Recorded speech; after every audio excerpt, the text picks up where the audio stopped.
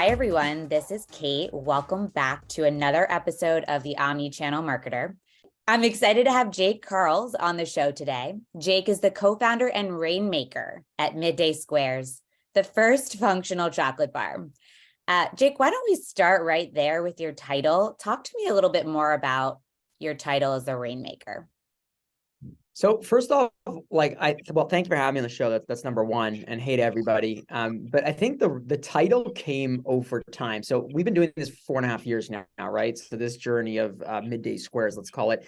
And at the beginning, because I co-founded the brand, I felt that I needed to be a manager or needed to have people work with me, underneath me, whatever it meant in terms of being an ownership. And I think this was ego getting in the way of basically me telling me like I have to do it a certain way, right? The society is going to look weirdly at me if I'm working for somebody and even though I own a third of the company, right? And so I tried to be the CMO. I thought that was the title that would look hot, and I was doing some marketing stuff, and it was killing me because I was horrible at managing. I was ruining relationships. I was actually hurting the business so much. And finally, after 8 months, I realized that I don't want to be a manager. I am so bad at that. That is not my strength. That's a weakness of mine. So I'm going to step back from management and I'm going to work for somebody within the company, and I'm going to start to define my role. And the first role that I created was called the Rover, Jake the Rover. And what that meant was I would rover around to different departments, adding value. So whether it was sales, marketing, finance, ops, anything I could add some sort of value, I would try to help, and then I would step away, but I wouldn't be managing anyone. And I would have, at the time, my brother-in-law was managing me, and just basically following up with different missions that we had. Then as time came on, I realized that it wasn't fulfilling me enough to have this rover position. I felt like it was too wide. There was not structure. And then I was watching this, I can't remember what it was. Maybe it was a TV show or I was listening to a podcast. And I realized that in the legal world and the banking world, there's a position in typically these larger banks or these larger legal companies, law firms, that have something called a rainmaker. And what the rainmaker is there to do is they're not necessarily a lawyer. They're not necessarily an investment banker or anything.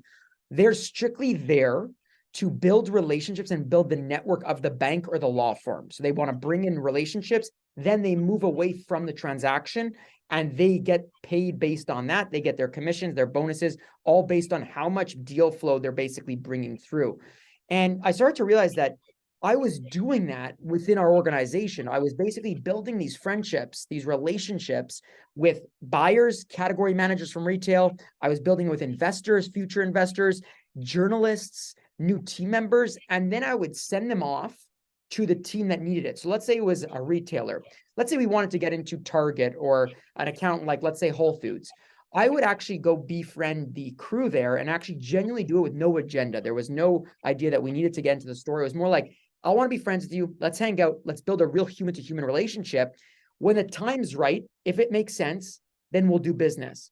So I would focus on building a friendship. Every single, whatever it was, let's say week by week, every 2 weeks, bi-weekly, I'd go to fly where they are, hang out with them, be friends on social, FaceTime, the whole 9 yards, plant that relationship. And then when my sales team said, hey, we actually really need to get into Whole Foods, I had the actual relationship to say, hey, here's the relationship. I'm going to introduce you guys, but then I'm going to step away because I don't want to be part of any transaction, negotiation. I am solely a friend of this person. And I would keep the friendship no matter what would happen. And then I started doing it with every department, investors. When we needed to raise money, I had a list of 75 people, groups, on which people that I actually liked as people, as friends, and which one would actually work well with us and which wouldn't. And I would then send it to my finance team, and my finance team would then go do the due diligence, the actual decks and all that stuff that are necessary. So I realized that I'm a rainmaker in the CPG space. And I realized that every brand should have one because I don't need to worry about any ops. I don't focus on manufacturing. I don't focus on the margin of the company. I don't need to focus on R&D. I just need to build our network every single day via social media and via showing up. Amazing. I love that. So you're a people person. You're making relationships, and that's what you do every day. Super important for a CPG brand. How do you do that in an efficient way? How do you manage your day or structure your day to build these genuine relationships? Like, what is most effective as a strategy there? Okay, so here's how it works. So basically every day it's freedom of whatever I want to do. So I'll obviously have meetings that are being put in from previous like when I was organized for my chief of staff, put in like different calls and meets, whatever. But otherwise I come up in the morning, I wake up, I come up with creative content on social media. So what I'll do is I'll think of brainstorm of like cool ideas to post on LinkedIn, on my Instagram, and then I'll just fire those up. I'll put them out there and I'll really engage with the community on these social platforms. I'll actually like message, respond to comments, engage, send videos. I'll spend like 3-4 hours doing that. Then I'll usually have my calls, or I'll actually cold reach out to people I believe that would be a good friend of Midday Squares is over time. So I'll do the reach outs. I'll find these people that are very interesting and I'll try to connect to them and relate to them on a level that would actually make them want to talk to us as a friend first, rather than just a business transaction. And then I go hang out with all our retailers. That's my focus, is to go build the relationships with the managers at the store levels of where I am, or actually category managers, and build those. But most of the time I'm actually traveling. I think about 40% of the actual year I'm away. And the reason why I'm away is because I'm booked to meet all these people I befriend via social media. And I literally show up to where they live. And let's say I know I'm meeting you, I'll set up 10 other different or 15 other different meetings in 2 days in that region. And that allows me to keep growing the network door by door, person by person. And I just continuously do it on rinse and repeat every day. And how I continue to build the hype and the network from it is I do a lot of speaking gigs in the meantime. I do a lot of TV stuff, radio, conferences. And what that does is it gives the credibility to then go out and reach out to people, because people think that that's credibility for some reason. Yeah, that makes sense. Appreciate those really tactical tips. Why don't we just step back a little bit? Would love to know a little bit about your background, and, about the background of Midday Squares. What brought you to found this? How did you meet your founding team? Yeah, so I was throwing parties on college campuses before this, and selling clothing on pop-up shops across campuses across Canada. And I actually failed. I went bankrupt in that business. I lost 80,000. But what I was really good at was storytelling via social media and building community. So I had a very strong community in the brand I was building. So my partners, at the time, they were doing their own things previous. My sister had a fashion business. She was manufacturing, high-end designed clothes that she was designing. And my brother-in-law had a software company, which he ended up selling out of and had a very nice exit. My sister ended up closing her fashion company. But in the meantime, when that was all happening, my sister was making a better for you snack for my brother-in-law. My brother-in-law was eating chocolate every day at 2:00. Literally every day, the sugar chocolate, it would have his crash. He would feel like shit after eating it. So she said, I'll make you something cleaner, because she's a foodie. I'll make you something cleaner that's plant-based, that actually uses real foods, and it will taste delicious still. So he ended up having it, taking it to his office. Everyone freaked out. They were making that for like 2 years. And when they finally closed the business and he sold out, they wanted to work together on something, because they start to have a relationship, not just on, their marriage relationship, but as actual, wanting to work together as business partners. And they were looking for a product to launch, and they didn't realize it was right in front of their face until my brother-in-law one day got out of the shower and opened his phone and read an email that was a report from one of these bigger chocolate conglomerates here in Canada that basically said that real chocolate was growing tremendously. So darker chocolate, a higher cocoa butter base, and that vegan proteins were also on a tear. And it clicked in his head, holy shit. His wife, my sister, Leslie, was making a baby of these two massive growth categories. And they decided to then go into complete R&D about this product. So take the product that she was making for fun every day and try to commercialize it with the right macros, the right ingredients, the right packaging. And 8 months of that type of research and R&D, they did it with McGill University, the food science program here. They came to me and they're like, hey, we need a third partner. We need someone that's going to blow up the brand, someone that will make the community, build the hype, build the energy. And I looked at them and I said, the food space is a very boring space, unfortunately. If you go to a grocery store, there's 30 to 40,000 products in some of the supermarkets. And I said, it is almost impossible that our product steps out, shines bright in a small little refrigerated space that we have, one SKU at the time. How are we going to compete with the companies that can afford to buy up the real estate within the store? And I'll never forget, I was like, I don't want to join this company. I love what you guys are doing. I think the product tastes great. I think you guys have product market fit. But I'm going to continue throwing parties on college campuses and see where that hits. I had no money in the bank account. I was down 80,000, and I was just like, I'd rather still do that rather than go to this industry, which I feel like there was no brand love or brand equity, or there was very little of it. And finally came around a month and a half into that, thinking through it, and I said, holy shit, I have a great idea. Instead of doing the traditional way that CPG does, why don't we take the best from the entertainment world? That's how we'll launch. We'll look at Hollywood, TV, and basically take the strategies that work there to build community, fandom, and apply it to a product. And that meant basically what we did was took the idea of keeping up the Kardashians, the drama, the family business drama from that. We took that idea, we took Shark Tank. We basically said the idea of entrepreneurship was finally being celebritized. If you look at it, people are very curious about entrepreneurship. But if we just showed a little bit more behind the scenes of what a business actually looks like, people would be even more interested. And so we made a baby of those two things. And then last but not least, we're three founders that are really different as characters. And if we just remain unapologetic ourselves and not look like a typical CEOs and executives, that will relate. Similar to how like Elon Musk acts. He is, people either love or hate him, but the people that love him are diehard fans that are willing to do anything. He is basically Tesla's marketing engine, right? So I said, he doesn't look typical, but his social media following just keeps growing. So I said to my partners, we're going to create a reality show on entrepreneurship, show the good, the bad, the ugly, share it via social media on Instagram and stories at the time. And we're going to show how we build this business to wherever it is, whether that's we fail or we succeed. But at least the human component will make it feel like the customer is buying from a friend or a family member when they go to the grocery store. That way we stick out in that small refrigerated space that we have. I love that. So in building this reality show for Midday Squares, where did you start that brand? Did you start on D2C? Did you start in retail? Talk to me about how you started. So our year one goal was to get to $250,000 run rate. And we were going to do that through D2C. So the idea was simply to create an online sampling program. So our product is a chocolate bar, right? It's a functional chocolate bar, better for you chocolate bar. And you can't just sell one unit on your website and expect to actually make money, right? It's almost impossible with the logistic aspect. So what we did was we wanted people to try the product so badly. We were confident at the time that they would love it because it was such an innovation, that we basically said, buy a sample for 25 cents and we'll ship it to you. And we'll even refund it to you if you don't like the product. And what we did was we couldn't afford shipping. So what we do is hand deliver it because all the products that we're selling were in our local town, which is Montreal, Quebec. And we would literally get in the car at 5 p.m. every day and hand deliver the roots that we got from the orders that came in. One bar per person with a Polaroid picture that said, if you don't like it, we'll refund it. And that acquired us a lot of customers because they were like, this is a human brand. The founders are showing up to my door at 9 p.m. at night, hand delivering a 25-cent item that they bought. Then we started to increase it as the demand went up to 50 cents, to 75 cents, to $1, $1.50. We kept on going up till we hit $4 per bar. And then we realized that it wasn't just possible. We were burning way too much money. Even though we were gaining hype and customers and excitement, the problem was that the bar at $4, and then we started shipping, it was $15 to ship. It was outrageous, right? So we couldn't hand deliver every product anymore. We couldn't do that. So we ended up starting to sell it by 6-pack, so 6 bars at a time. Then we started selling at 12 bars to make the unit economics make sense.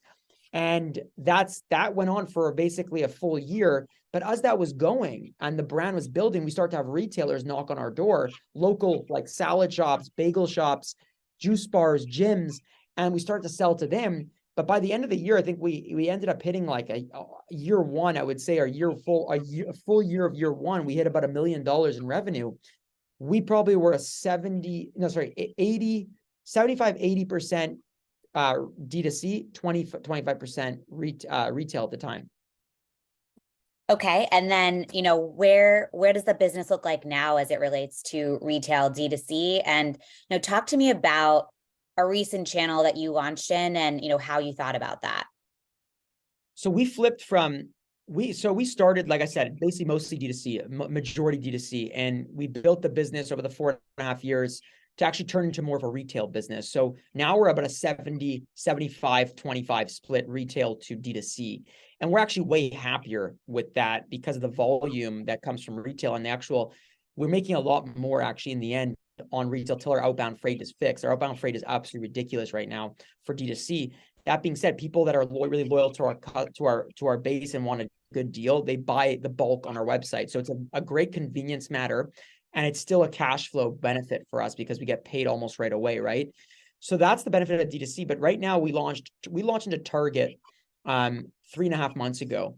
And that's a big launch. We launched into 1,672 stores, I believe at the time. We had 2 SKUs in 1,600 stores and 3 SKUs in 300 stores. And the idea was we were scared because we never launched as just a large retailer. We had retailers that had 300 stores, 400 stores, like Whole Foods, we had Sprouts with some big accounts, but Target was a conventional account that was a first test for us. And what we did was we built a very strong relationship with the target team. That was first off over a 2-year span. The second thing we did was build a very good relationship with our brokerage team, which is Moscow Group, and they're phenomenal people. And we worked with them on a strategy and just timing when made it sense to actually bring this brand to life in Target in a very meaningful way. So when we did launch into there, it wasn't just like, let's put the product on the shelf. No one knows what Midday Squares is. It's like, no, we were building on TikTok. We were building on Instagram in the United States, building that awareness for the mass amounts of people in the United States, not just the people shopping at Whole Foods, not just the people shopping at Sprouts. And we love those customers, but also people that are going to mainstream groceries and looking for the conventional stuff. So we started attacking that through TikTok and influencers, and it started to work. So when we launched, I remember we were selling decently well. And then last week, and this is the last 12 weeks on data that we received, the syndicated data, it's not our data. You could publicly see it if you really want. But in the last 12 weeks at Target, our peanut butter SKU is the #1 selling velocity item in the set out of the entire health food bar set and the refrigerated snacks. So it's a big milestone and effort and accomplishment from our team and the brokerage and the Target team together working collaboratively to successfully launch this, because the out of stocks at one point were outrageous. We had to logistically work on the backside to make sure that wouldn't happen. So we're continuously working to lower the out of stocks. At one point, they were 41%. Now we're down to about 14, but we're going to hopefully continue going down to under 5. But that's, again, collaboration and having open communication with your retailers and your brokers. Was there anything different about launching in Target compared to some of your, previous retailers? And who was the most helpful? Was it the Target team? How did you ensure that you'd be successful when you ultimately launched there? So I think that all the retailers we launched in, we've learned more and more ever since we keep launching later on. So we learn right now, we run everything by data. So 80% of the stores, 20% of the stores that do 80% of the volume we focus on, right? So we'll guide influencers to the store. We'll have, advertisement strategies ready to go. When we first launched to other stores, we didn't have anything ready. And we were just excited and we put it. Now we actually know where the placements are that need to be told. So we actually suggest the best product placement sections. We don't just say, hey, take the product, get excited. No, we are actually strategically going in to get the right amount of volume. We also run everything by fact-based selling. So we reverse engineer what the gap is between the best selling product in that set and where we have to put our attention to. So we focus, let's say we know that company XYZ is selling the crazy amount of units in Utah in all of the Whole Foods there. We're going to go spend a lot of time investigating into why it's doing so well there. And then we're going to put our resources and time and energy to blowing that area up for us, because we know that the customer's already going there looking for those kind of products. So we've learned a lot since launching in retailers. And now we don't make the mistake of just putting products for the sake of putting them in stores, but we go to the right categories. We come very prepared, and we also build a genuine friendship with the buying teams beforehand. How do you know what the right placement is? Where are you learning before you've launched in these new retailers, what that right execution is? So it was learning as we go. For us, a lot of the time we were putting the dairy sets, the dairy coolers, even though we're a vegan product and a plant-based product, we were put in these sections where eggs and milk were occasionally, and it would get lost. This product would basically, even though it's a popular item, people wouldn't be buying it, right? Because they wouldn't see it. Even though they would see it with their eyes, it wouldn't make sense, because when their shopping list items were looking for the milk and eggs, that's all they were looking for in that fridge. So when we start to test around in smaller retailers, independents that would let us play ball at these manager level stuff, they would move the product out of the planogram and start playing with different things. We would see the increase in sales be completely whack. And then we would then go do it at more stores, and then at more stores. And then we would continue this narrative of showing the fact-based selling of why it works.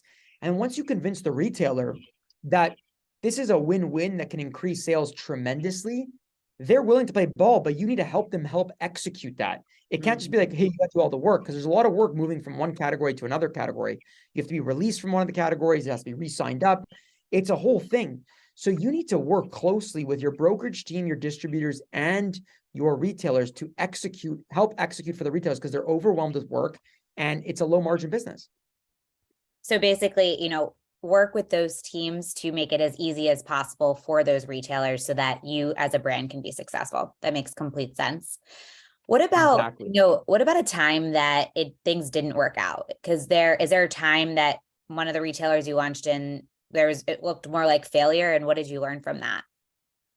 I think that we failed in a retailer just solely due to over shipping them because our product lives in the refrigerated section, it has a short shelf life. So when we sold to one of these big retailers, our sales team got excited and estimated completely wrong the numbers. They literally got them all wrong, and they overestimated by a tremendous amount because they didn't have any comparison data to actually find it. So it's not necessarily their fault. But the idea is we overshot it by a tremendous amount. And guess what? Until it actually gets to the store, the DC centers, until it gets from the DC centers to the stores, a month and a half was already taken off the product. And then there was only 2 months to actually sell, it was hundreds of thousands of bars. So that was a failure in terms of our ability to help the retailer make the right orders, because you don't want to oversend product. You want to make it on a rhythm, understanding the rhythm, the velocity, the necessary amount of stock that needs to be held at a time is crucial to the success of the business. Otherwise, you'll have products that go bad. Otherwise, you'll always be out of stock. So people either way will get mad. So you need to learn with your retailers the rhythms and the velocities. You need to make a little bit of mistakes, understand, and run everything through data. Use data as the way to optimize your rhythm and your flow. And where are some of the sources of your data right now that you're using here? Spins is definitely a good source of data. Yeah. We use also our brokers have some data from specific retailers, and their distributors offer us some data. So using all that data is key to running the business. Previous to this, we were not using data. We were guessing and checking, and it was working because the brand was hot and it was popular on social media, but there was no sale, there was no strategy. Mm-hmm. Makes So complete it hurt. sense. And how do you think about that end-to-end brand experience and omni-channel experience? Because you have your D2C presence, you have, this huge retail presence. How do you make that harmonious? So we're not perfect. And I always tell people we're learning as we go. And, we also own our manufacturing. We built a fully automated chocolate factory because no co-packer was able to make our product. So we had to spend 3 years building custom machinery, building a plant, run the plant, get it going, get it to where it has to get to, find the money, run a media company within because we do a ton of content and social media. And then on top of that, have a sales and distribution team, like in a company, right? So we almost running 3 companies in one roof. And we had a ton of problems. And I think for the experience that you're talking about, the full circle experience, we haven't gotten it perfect. We've gone, from our D2C side, we don't always ship on the right amount of times necessarily. We try, but things go wrong. If you're shipping refrigerated chocolate, it's a little bit difficult. We put a Polaroid picture still in with a handwritten note. Scaling that has been difficult, but it still gives that human experience. So when you get the product, you feel like you're buying from a friend. And from a retail standpoint, the best thing we can do from an experience is put the product in the right place and keep delivering on quality and something unique in terms of innovation on the product side. I love that. I love that feeling of being a friend. So when we were talking, before we started recording here, you were, talking about what you're passionate about. And that was, really being yourself, and being, inspirational to young people to, to be themselves. So would love to hear you talk more about that. So my whole mission in life is, I guess, purpose or mission, you want to call it, is to go out there, spread good vibes every day, be unapologetically myself, and hopefully show the world that by being myself, I can actually win whatever winning means in terms of whether that's financially, whether that's, personal growth, whatever that is. But my goal is to show everybody that you could do it by being you, and that you are your best superpower that you have. That's what no one can take from you. The problem today, unfortunately, is society, in my opinion, puts us as humans in a box. It creates this environment where risk is too much. You don't want to try to be an outlier. It's not good to be an outlier. We should follow the herd. And what I'm trying to do is challenge that and show that if we want to build $1 billion chocolate company in one of the most saturated markets in the world, we can do it by being ourselves, wearing funky glasses in meetings, wearing a beach shirt at a boardroom, showing up dancing half naked to an investor's pitch. This is us being us. And authenticity is what relates to people. And if you can't relate to your customers, and I don't even like the word customers, I like to say fans, then you're finished. And I think that the best marketer is going to come down to who can tell the best story that's genuinely authentic. And brands need to get on with how to do that, even the bigger corps, because otherwise they're going to just lose their fans. And the fans will choose something that relates to them, more emotionally more connected to them. Just like what I was telling you at the beginning, make them feel like they're buying from a friend. Mm-hmm. Why do you think, people struggle with being authentic? Judgment, fear of what others think of you.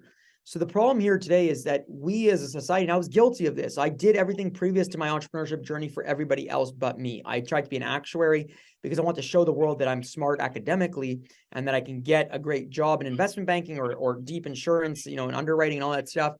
And I was doing it because I want to show everyone else and that I could do it and get paid a good job, then have a family, and that was it. But when I finally tried taking my own route, I started to feel this freedom that I've never felt before. And I just wish that others can experience that freedom. And I was even failing when I was having that freedom. I was losing the business. I was closing a business, but I felt this natural freedom of being alive. And I just wish that as a society, we can inspire more of that, encourage more of it, elevate each other instead of being worried what others will think about you, like laugh at you. For me, I put my whole life on social media. I put my therapy sessions. I put everything. It's not because I care to show everyone that I'm seeing, I want them to feel bad that I'm having therapy sessions. It's that this is the real shit that goes on. It's like you can now relate to me because you go through the same thing and we can be friends. So that once you let go of what people are going to think of you, you start to like step into the zone of discomfort. And that discomfort is truly where any outlier results will come. And I'm not saying outlier results are always good. They're either good or bad, but they're not in the middle. And when something goes bad, like failing in a business, it's not actually bad because you probably learned so much. But people tend to think that failing or losing is the worst thing. And I just don't look at it as a bad thing. I look at it as a good thing. You are speaking, words that resonate with me so much. I started my career in investment banking, in private equity, and was just super unfulfilled. It's a great career path for some, but didn't resonate with, me authentically, and honestly have never been happier as a founder. So it's a difficult journey, but I completely resonate with everything that you're saying there. For those who are trying to, be more authentic, do you have any like tactical tips on what helped you like either realize that or take that first step, like get past that fear of failure? So three things. So I can't teach anyone to be authentic. I think that you have to come to it. But I think what you could do as little gigs that could help is, first off, your story is not boring. And the reason why you might think your own story is boring, I'm not talking about you, I'm talking about generally the human population, is because you live it 24/7. So you're living every second of it. So you don't find it necessarily interesting. Others will find it interesting because they're not living your story. So they're living their own. So it's unique. So sharing that unique experience it will breed curiosity. That's number one. Number two is you don't need to hit big wins, virality and all this stuff, and going to get the biggest entrepreneurship journey of your life to take a risk and jump jobs. You could start small. Little wins lead to momentum, and momentum then moves as soon as you get progress. Any progress is momentum, and you get more and more, and then eventually compounds. So start very small. It doesn't have to be a big step. If it means that, today that, you're going to go look at a passion, try a new passion, try it. If it doesn't work, who cares? If it works, then use that momentum to get another thing, then another thing. And then the third thing I could tell you is block out the noise. There's so much noise out there. And the noise out there is just noise. It's people in your ear that might love you. They might care about you tremendously, but doesn't mean they're right, what they're saying. And like when we started our business, I'll never forget one of my friends who I'm close with, very close with, and I respect a lot, called me and he's like, "What are you up to nowadays?" And I'm like, "Yo, I just started a chocolate company with my brother-in-law and my sister." And he's like to me, "No, what's your day job, bro? Like, what are you actually doing?" And I was just shook. I was like, "What? This guy is not even realizing that he's being mean and like doubting me and laughing, but my livelihood, right?" And I just realized that in that moment, I don't need that noise. The noise will always be there. The more you do, the bolder you are, the more people are in your ear, the more people are putting you down actually a lot of the time. But then the more that people are inspired by you, the people that are in your corner that love you. Again, I said Elon Musk early on, and he is disliked by a lot of people right now because he bought Twitter. He's bold, he's crazy. But the people that love him truly love him because he's himself. He says what it is. He says what he wants to say. He might say some wacky things, but at the end of the day, people love him because they feel that authenticity. So for me, when I see people like that, I watch these people and it kind of gives me a little bit more energy to be a little bit more bolder. to be a little bit more myself and be okay with it. Because what's the worst? Someone trolls you. Someone says that they don't want to buy your product. It's not so bad. Right. You're not. So I think that that's the stuff that I would tell you if you want to start being yourself a little bit more and trying things that might be in a little bit of a discomfort zone, uncomfortable zone. I love it. All right. So quick lightning round here. Just like quick answers. Favorite brand? Nike. Thing you wish you can change about the CPG industry?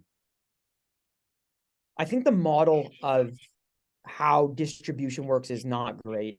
I think that we need to have like we need to be able to reorder our product within the store, not have to rely on reps from the distributors to go in and actually go do that. It causes a tremendous out of stock, especially on a fast selling item and an item that's in a category that's maybe not so established. Favorite podcast? I don't often listen. Actually, recently I've been listening to a very interesting podcast, Huberman Lab. Okay. I really enjoy the theory of the dopamine and how dopamine works. Cool. I'll have to check that one out. Favorite newsletter? I don't have any newsletters, but actually I'm subscribed to Business Insider. I don't know why I'm subscribed to it, but I guess they wrote a couple articles about us and I subscribe to it. So like I get that newsletter. I don't get that many other newsletters. If you have a newsletter, tag me in. I'm interested. Okay, I will. We have one. Favorite social media channel? LinkedIn. Favorite book? My favorite book is Big Little Legends. Okay. I have not read that one. I'll check it out. Favorite event you're planning on going to this year? I love Expo West, which is a natural expo. It's all the food and beverage and their natural space that come together with the buyers, the category managers, the investors, and journalists. It's just a party of the CPG world. Totally. I'll be there. I can't wait. Amazing. Jake, thank you so much. Where can people connect with you? Add me on LinkedIn, Jake Karls. I'm always available. You can DM me. It might take me a bit of time to answer, but I'm there. And follow Midday Squares' journey, our company journey on Instagram and TikTok at Midday Squares. You'll get to see the reality show that I was talking about as we scale to 100 million. And that we show the good, the bad, the ugly, things that are really uncomfortable and things that you just want to see in a business that you don't get to see on an average day. Amazing. Jake, thank you so much. Really appreciate your time. If you liked this podcast, follow me and the Bridge page on LinkedIn and Twitter for hot takes and tactical advice. If you really loved today's episode, we'd love a review on the podcasting platform of your choice, Apple Podcasts or Spotify. Thanks for listening.